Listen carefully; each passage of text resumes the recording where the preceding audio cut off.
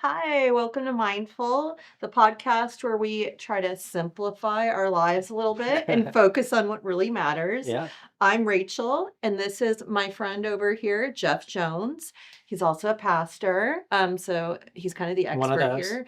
And there's a reason there's a little giggle about simplifying because that's kind of what this podcast is about. And we're actually going to talk about the idea of simplicity in our Yes. life. Yeah, Because it's one thing to say focus on what matters. It's right. another thing to actually simplify Yeah, things, yeah. right? So I think it's really interesting that were talking about the power of no. Now, I've seen the book The Power of Yes.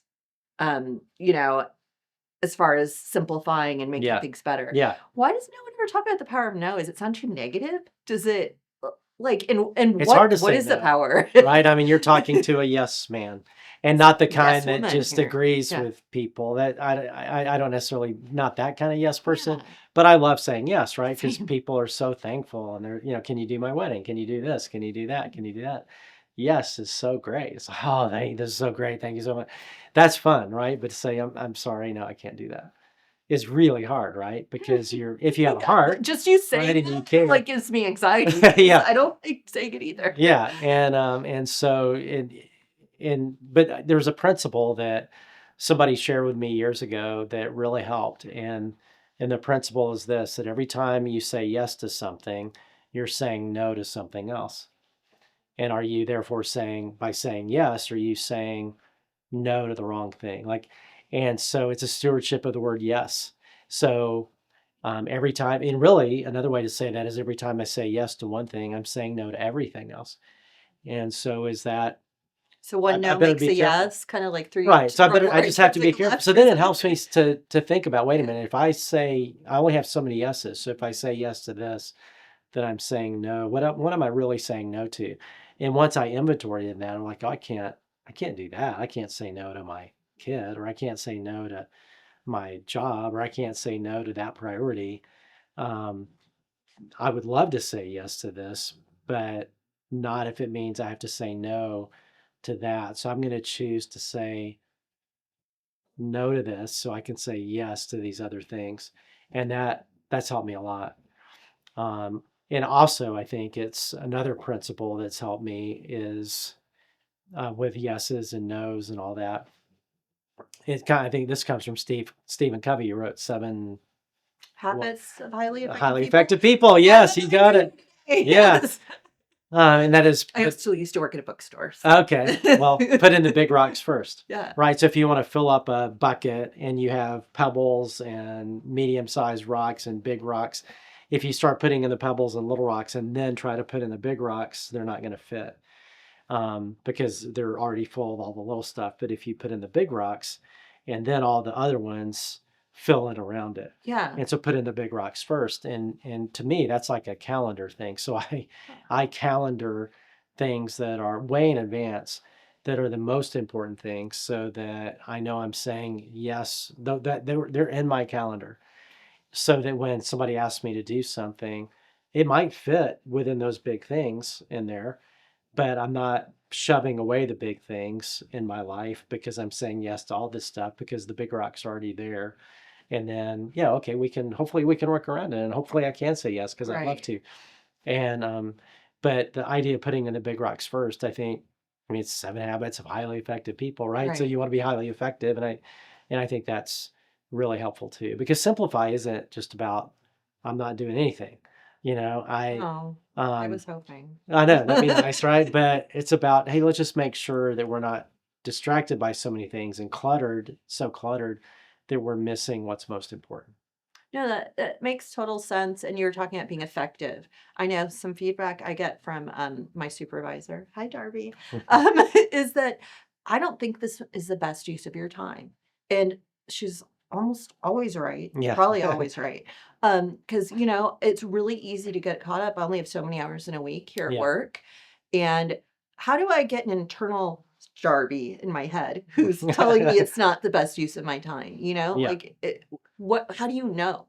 You know? Well, yeah. Again, I think it helps just do that quick audit. Hey, if I do this, if I say yes to this, what am I not doing? Like, what am I saying no to?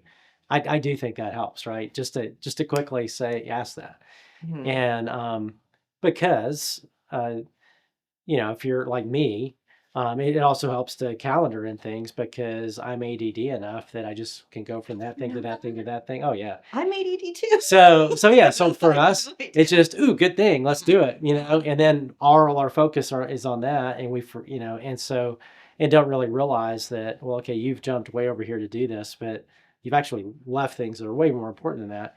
But and so I think we people like us have to get above it and just do quick audits of our day and kind of plan our day and have some structure around what's most important. Otherwise, we'll just go to this to that to this to that to that, and they're all good. I mean, chances Right. of it being something horrific or Right, whatever, we're right. not going to go rob a bank or something. So it's all good stuff.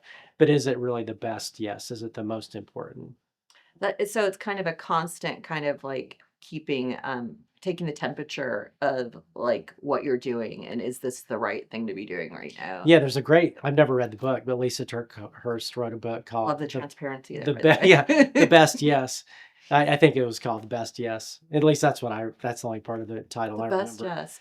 And that's a great question. Is this the best yes? See, I don't need to read the book now either I know. because that is the Yeah. nugget. Like I Yeah. really like that the best, yes. Yeah. Okay. That one's gonna stick with me. So let me ask you kind of a question that struck me, when I was thinking about this, because part of simplifying, and the best yes is knowing your talents and your skills and your abilities, given to you by God. Yeah. I had a friend as a kid. She was on the church choir with me, and I was always an okay singer, Yeah. but she was incredibly naturally gifted at singing to the point where us kids were like, Yeah. like, Yeah. wow. She hated it. Uh, And her mom would always make her do it because she's like, this is your gift. This is your mm, talent. And she always had a solo and would always do it, yeah. but she was shy and hated every minute of it. Yeah. And I've always wondered with an ability and a gift like that, is she obligated to use it? Like, should she be, is it wrong not to? Like, Yeah. I, That's a great you question. know? Yeah, the sound of silence is ringing in my head, that song, because I do think there's a sense in which our gifts are actually not for us. They're for others. And so I I don't know what all's going on in the heart of a person who's really good at something but either doesn't value it or is ashamed of it or isn't comfortable with it. And I do think it would be worth, if somebody was really gifted at something and just didn't want anything to do with that, to realize, hey, it's not just about me, actually. This is a gift for others. And I need to come to grips with this to find out why either am I not comfortable with it or don't value it or don't want it or don't whatever. It seems like there's deeper things potentially going on that I think would be good to run into, because otherwise, I mean, you just end up doing something you're sort of mediocre at. And And I can literally be mediocre at everything. Like I yeah, can't so be the an way I think ADD about that is person. you think three zones. So there's the subordinary zone, the mediocre zone, and the extraordinary zone. And I think all of us have that. And so there's some areas, some skills, some areas where we're subordinary. Mhm. And typically we get laughed out of our subordinary zone or shamed out or fired out of our subordinary zone. So most people really don't live in their subordinary zone. So for me, singing, the example you gave, Okay. subordinary, I've tried it. I've tried to lead other people in singing, and literally the whole crowd laughed and thought it was a joke and No all that, videos? right? So no, I was very young, Okay. but quickly shamed out and laughed out, in my case, out of my Yeah. subordinary zone. So I don't think people live in that very long unless they're, love pain and, suffering. Um, and then you have the mediocre zone where, you're pretty good. I mean, not bad, not good, not, it's mediocre, right? So you can get by. Right. And especially if you work really hard at it and develop some skills and have good work ethic, you can be on the upper end of mediocre in that area. And I think a lot of people spend their whole life there, and Yeah. because it's easy to do, and but on your best day, it's just on the upper end of mediocre, and you drive home. Let's say if it's a work thing, you drive home just thinking, man, I wonder if it'll ever be better than this, It's just not that I've satisfying, had that not that feeling at great. jobs. So, yeah. Yeah. And Not then this one. Not this one. yeah. And then there's an extraordinary zone, which is in our area of gifting, and where we have an extraordinary contribution that actually it's not that we don't get tired. I mean, we'll still get tired when you work, but there's part of it that's feeding you more than it's draining you. That's one way it's in that zone. And then of course you have outsized impact. It's other people look and be like, wow, they're amazing when they're, in that. And and so like people like look at you and your creativity and all that and be like, man, it's so you just think that way. And how do you do that? And whereas, so that's a part of your extraordinary zone. And the real danger isn't living in the subordinary zone, because again, we'll get laughed out of Yeah. that or fired out of that. But the real danger, and that's why Bob Beal, who's a leadership coach to CEOs, said that the saddest CEOs he works with are those who are highly skilled in their job but not highly gifted, meaning they're in the mediocre zone Mm, and they have enough work ethic that they're gonna make the grade, but it's never gonna be great. right. And whereas there's an area of gifting for them that they're missing, where their life could be so much more joyful and impactful. And that I think is the bigger danger when it comes to your key contribution. And so how to simplify attached to that is, hey, as we're deciding what to say yes or no to, if we have a sense of calling and gifting and, hey, I'm on the planet to do this is my contribution, then it makes it a whole lot easier to, if we know that, if we're clear to say, to steward our yeses and nos based in part on, that's just not what I do. Just Right. my calling. I'm sorry, and it's actually, I'm serving you by saying no, because there's other people who are really good at that Yeah. and who that is their calling. It'll be so much better. And so I'm gonna care about you enough to say no, because it really is better for everybody if I do. Yeah. Yeah, I mean, it makes sense. Like all this stuff is easier said than done, but Yes. like that was a good foundation for me. I went through a career change about a year and a half ago, and that was really scary and hard. Yeah. And I think that's one of those like there's a risk involved Right. in Oh, yeah. the Yeah. finding what you're good at Yeah. because that's challenging. It is. Um, Yeah. so I'm gonna probably embarrass you a little bit, but I remember about 10 years ago, maybe even longer, you said you're talking about the church. And you said that, and this, I'm going to embarrass you because you're very humble, and I'm going to like toot your horn. Yes. But you said that you believe so much in what God was doing here. Not that He's not doing things other places, but here, that if God had called you to be the janitor here or any other job, you would be doing it because you felt so strongly like committed and called to this particular mission, whatever your job was in it. Right. And I remember just being really struck by like how clear that was. Like it's almost more about like not letting the world take that out of you, going to the place where you know that you'll be utilized Well, for it's great. good. It's great when you have a cause that you believe in, Yeah. and that you're just and so I think to be and I think in all of our roles, if we can be, and it's easier said than done too, but be open-handed.